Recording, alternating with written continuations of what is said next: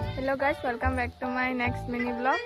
আজি আমি মামাহাত তাকে আইছো। মামাহাত আমি খেতিখন দেখাম আপোনালোকক চাই থাকিব। এই মায়া শাক তুলি আছে কিবা পৌঠা শাক। এইখিনি বন্ধাকবি, সৰু মনো, এইখিনি ওলকবি। তাৰপিছত এতে সৰু সৰু জালাৰ পলি আছে। এনেকৈ লাইন লাইনকৈ ৰুই দিছে। তাৰপাছতে ৰঙালাও এইখিনি। তাৰপিছত তাতে আছে মূলা আৰু সেইবা কি গম নাপাওঁ ভালকৈ।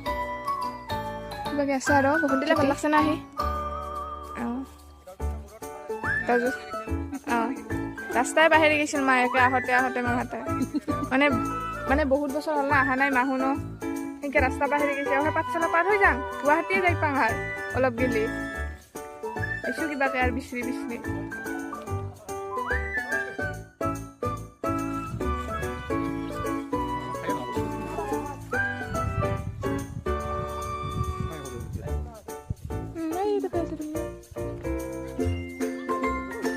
আমি এবাৰ মূলা চাম কিমান ডাঙৰ হৈছে মূলা এইগিলা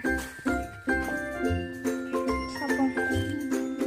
কম ডাঙৰ মূলা, কি প্ৰকাণ্ড মূলা। এই এটা মূলা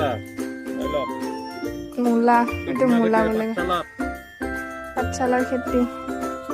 মূলা ইমান ডাঙৰ গাইছ আছে। এটাই আমি ফুৰিছোঁ মাজে মাজে ৰঙালাও মানে মাটিত যে বাগৰি ৰঙালাও হৈ আছে।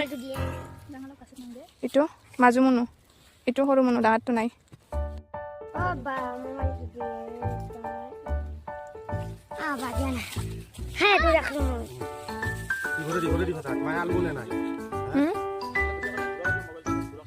এইবাৰ ভেন্দিৰ খেতি চাব যাম।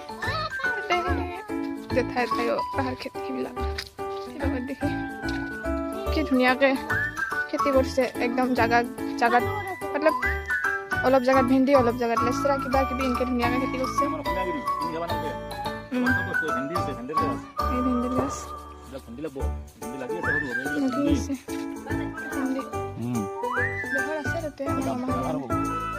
একদম পুৰা জাগাত মানে এইখিনি জাগাত অমুকখিনি আছে আৰু তাতে বেলেগ একো নাই এনেকৈ দিছে।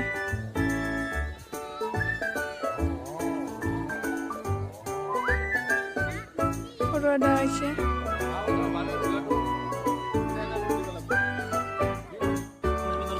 ফ্ৰেঞ্চবিন ধুনীয়াকৈ লাগছে খালি হ'ল অৰ্গেনিক বিন গাছৰ ওপৰত লাগে নেকি?